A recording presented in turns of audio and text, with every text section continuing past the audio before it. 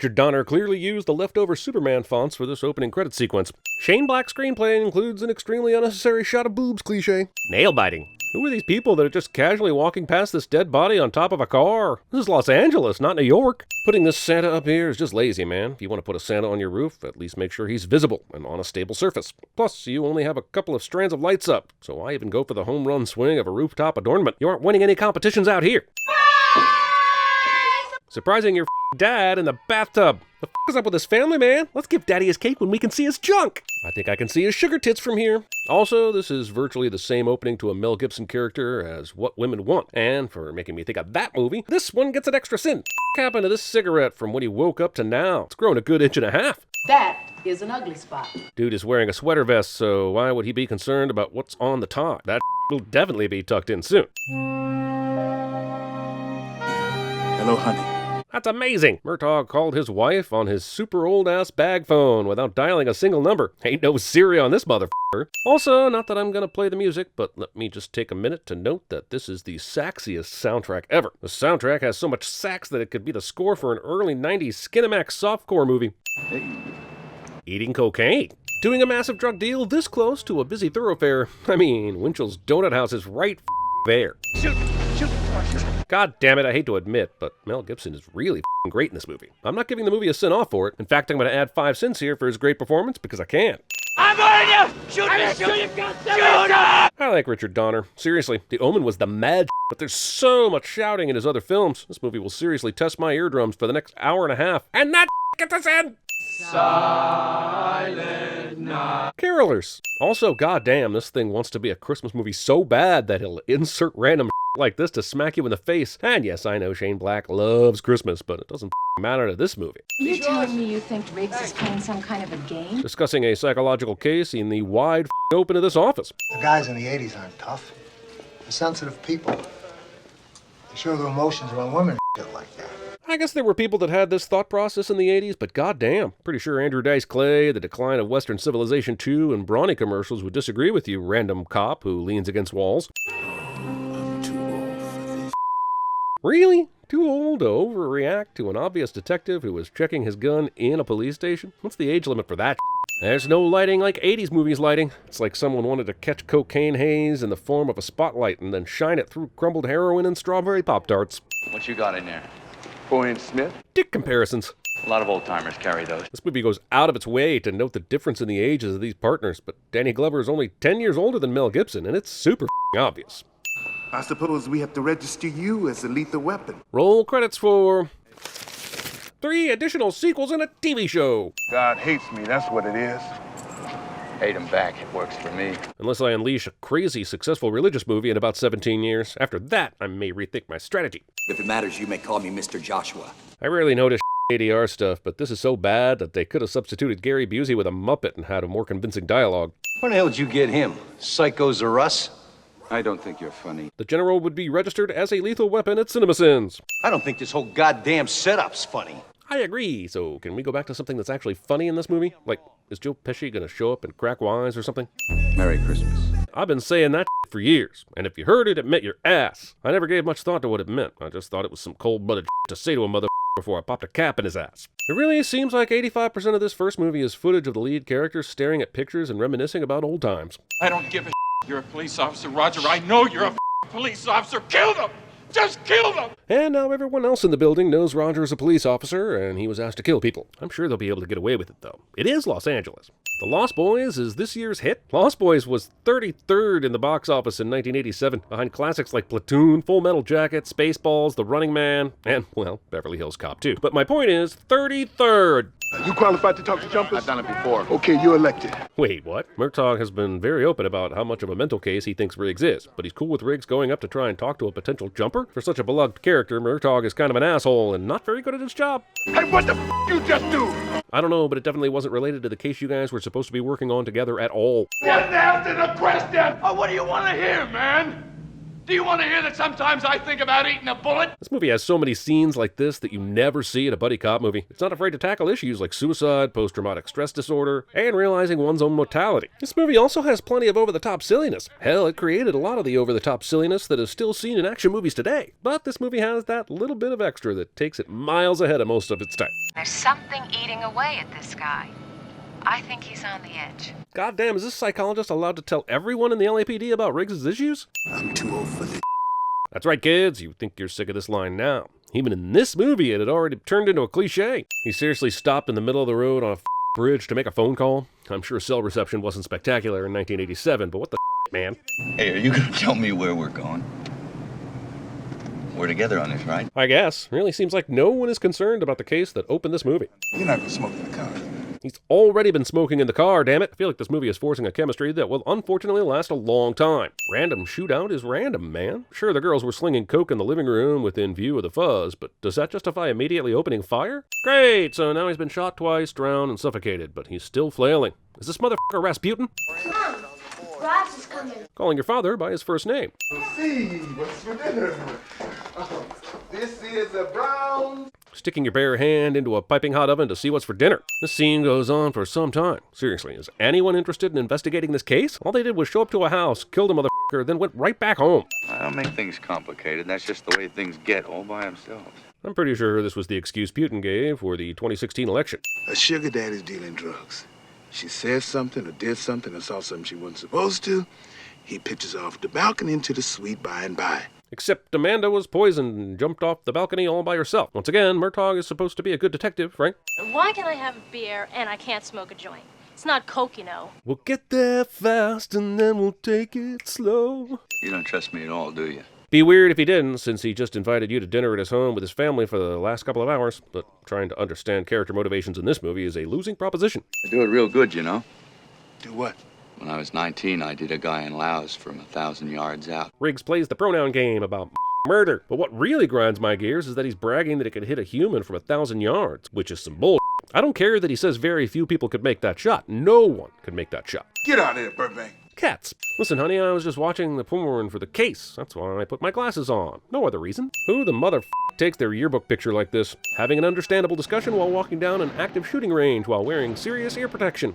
Sure is impressive that Riggs can shoot so accurately from this point. It's even more impressive that he can do it when his eyes are closed. Apparently Michael Jordan derived some inspiration from this scene. Hey, they exploded the entire house at the exact moment that these assholes walked up. What are the odds? Outside a script supervisor walking on set saying, now! I think we got something over here the detective wants to see. You better come take a look at this cliche. I bet you like GoBots. GoBots! Also, between this and Back to the Future, 80s movies were really trying to make wearing 3D glasses a thing. They weren't even making 3D movies anymore at this point. What the f*** is that all about? Was he black? Was he white? Murtaugh just asked this kid to draw the guy he saw, but now he's asking for a description. What kind of detective sends mixed signals like this? It was that. Like that? Exactly like that? This movie actually makes the detective work interesting and entertaining, which is not always easy to do. And I also feel like Riggs and Murtaugh come to their conclusions naturally and realistically. But it's hard to get past the fact that if Riggs wasn't one of the cops assigned to this case, it never would have been solved. That's some convenience of the highest sinning order. Also, how could Alfred have seen that small of a tattoo from across the street? Do those 3D glasses have telescopic lenses? Because they would have to for him to be able to see that. I ended up working with a group called Air America. No way, dude. That movie won't come out for another 3 years, and it stars the other guy in this partnership. Don't mind me. In the midst of this intense discussion about heroin shipments and the death of my daughter, I've got to take a swig of this delicious party nog. Assassination sweaters. No, not the nog! Also, if the bad guys were intent on killing this dickhead, why didn't they do it at any point before now? You're telling me they rented a helicopter, waited for this moment for Michael to stand by the window, and now they pounce? Hunsacker spoke to the police, sir. How the could he tell that from the goddamn helicopter? It's not like Murtaugh was in uniform or anything. F*** off, it never rains in LA. I guess it's possible Mr. Joshua would have a way to find out where Riggs is currently investigating, but the movie doesn't show us this. And wouldn't it make more sense for them to stake out their homes? Also, Mr. Joshua picks the one time there would be no traffic to pull off this maneuver. He's able to run into an intersection, pull a wide U-turn, and not get hit in f***ing Los Angeles. Also, this f***ing guy. He doesn't even try to stop. He's like, this. I've got to get to the theater to see Lost Boys before they pull it. It's this year's hit. Also, ×3. If they were going to assassinate these guys, why wouldn't they go for Murtaugh, who was the one who was talking to Michael? He wore your vest. But why the hell did he wear his vest? Riggs doesn't strike me as the type of person who would often wear a vest, and all they were doing was questioning hookers. 2 inches higher, they would have gotten you hit. Yeah, 2 inches lower. I'd have been a falsetto for life. Being more concerned about your than your life. The guy who shot me. Same albino jackrabbit son of a bitch that did Hunsaker. First off, that's racist. Second, how the could he have seen Joshua clearly in either of these attacks? Third and Ocean, about 2 blocks from your house. Yeah, sure. He's probably blonde with, big dimples. How'd you know that, Sarge? How did the dispatcher know that? Who would have brought up the dimples when describing someone? The hell is it with LA movies and wanting to show all the driving? We get it! You have to drive in LA. Can we please settle on Once Upon a Time in Hollywood as the last dance? What? They walk into a house, find a note, then relax without clearing any of the rooms? These assholes have been shot twice in the last 15 minutes, but they're not concerned about someone ambushing them here? You have a very beautiful daughter. Why did they outright try to kill Riggs, but then pull this kidnapping shit on Murtaugh? And why did they kidnap her instead of, like, killing her? I'm not saying I'd want that, but doesn't that make more sense? Riggs is out of the picture. I want Murtaugh taken alive. Because I want to tickle him until he feels real suffering. You're gonna have to trust me. Oddly, this is how he convinced Jodie Foster to cast him as the lead in The Beaver. Bring his station wagon to a gunfight. Jesus Christ, this seems like massive overkill. Did they really need 2 cars and a helicopter to take care of Murtaugh? This is an iconic scene, and one a lot of people probably associate with the franchise, but did we really need to watch the bad guy's entire drive up to Murtaugh? Couldn't they have just already been there? Let him go now or we all die. I mean, just the ones that are in this concentric circle of about 15 feet or so. You guys in the back? You'll all be okay. Roger, get out of the way. Move to your left. You mean he got in position after all this way, and he's in the one spot that Roger is blocking? Don't try it, son. If McAllister was able to get the jump on Riggs, why didn't he just kill him? They literally tried to do that a few hours ago. Yeah, I ran into some of those Shadow Company pussies in Saigon in about 69. Antagonizing the antagonist. Endo here has forgotten more about dispensing pain than you and I will ever know. Wow, that's just irresponsible torturing. See, Martin, we have a problem. Since we have Murtaugh, we don't really need you. I still don't understand why you need either one of them. Maybe they did tell someone on the force what they knew, but then those people would have told others, and so on and so on. It seems like changing your game plan would be a lot less time-consuming and less dangerous than putting more spotlights on you by killing a bunch of police officers. Man, the last few minutes of this movie has been full of torture. I bet Eli Roth gets firmly erect every time this sequence comes on. There's no more heroes left in the world. The hell? He's trying to find info on a heroin shipment he's organizing. What the hell sense does this line make, other than to prompt Riggs to run in and ex-machina the whole situation? I get Riggs is a badass, and the movie has more than earned that fact, but he just took several bolts of electricity, and even if he survived that, it would take him at least a little while to get back up to full strength. He seems stronger here than he has the whole f***ing movie. Did the electricity turn him into Frankenstein's monster? I want to see that movie. This is what one shepherd said to the other shepherd. What? Let's get the flock out of here. Puns. I know there's loud music, but someone had to hear that gunshot back at the bar. These asshole patrons just couldn't care less. Pew, pew, pew, pew, guns, shooty, shooty, people yelling. Excitement? I know this looks dangerous, but it's actually how Gary Busey hails taxis in real life. Give me some backup and take care of the girl. The girl? You couldn't tell this dude that it's your daughter, therefore ensuring an extra layer of protection for her? Riggs is not hit by a single car in this scene, even though he's firing at will and no one would know he's a police officer. You would think at least one eager LA citizen would clip him or something. Hey, if your action boner was awakened by the indiscriminate shooting a few minutes ago, you'll really bust your nut on all this driving. No way you live. No way. Murtaugh has such a death wish for McAllister, why didn't he shoot him instead of the driver? They're going back to Murtaugh's house, but why the hell would Joshua go there? He doesn't know that McAllister is dead, and if not, the heroin deal would still be in play. Why wouldn't he go back to the evil headquarters to try and track down the general? I think my favorite part of this movie is when the fire hydrant is turned over just so we can have a moist fight between Riggs and Mr. Joshua. Everyone wanted to see a wet Gibson-Busey wrestle match in 1987, I guess. Fun moment, but I don't believe for 1 second Murtaugh would be talked into running a car through his living room when there were so many other options to get the drop on Joshua. What do you say, Jack? Would you like a shot at the title? First off, what f***ing title is Riggs even talking about? If these two actually had run into each other during the war or something, maybe this makes more sense. But second, and more importantly, these bull sequences of having a guy in custody but deciding to do this mano testosterone juiced fight scene is ludicrous. Fun as hell to watch, but still ludicrous. Sergeant Riggs' arrest. I'll take full responsibility. What? Let's take away the moral issues present here. Murtaugh has known Riggs for what, a few days? And didn't like him for probably half of that time. But Murtaugh is willing to risk his entire career so Riggs can prove he's got a bigger than Mr. Joshua? Oh man, if this were David Dunn, he would totally be dead by now. I'll tell you a little secret. What? I'm not crazy. Some bullshit. You mind if I bring a friend? Of course you bring a friend. Hey, And I just happen to leave my passenger door cracked in case I randomly get invited to dinner and don't want to walk all the way back to the truck.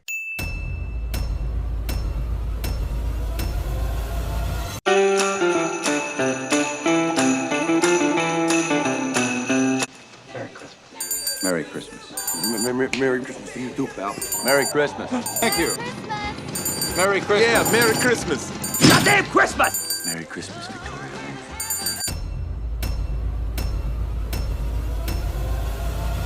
You're too old, fat man. Your tits are too big.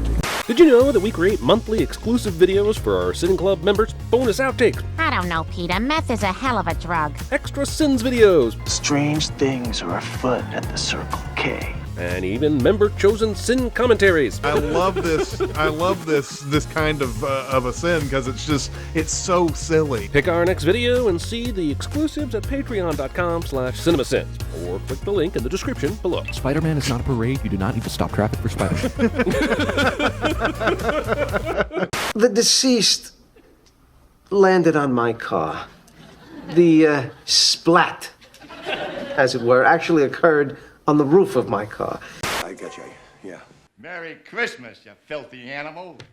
Mike, I'm a police officer. I don't give a shit. You're a police officer. Stop it! Stop it! Stop it! Stop it! Stop it! Wait, Raj, come on, you find him. You find this man. You find this man. Aim for the bushes. I'm hungry. Let's get a taco. Good narcotics agent must know and love narcotics. In fact, a good narcotics agent should have narcotics in his blood. What are you gonna smoke that? Nope, you are. She smoked pot in the house. She's grounded. I learned it by watching you.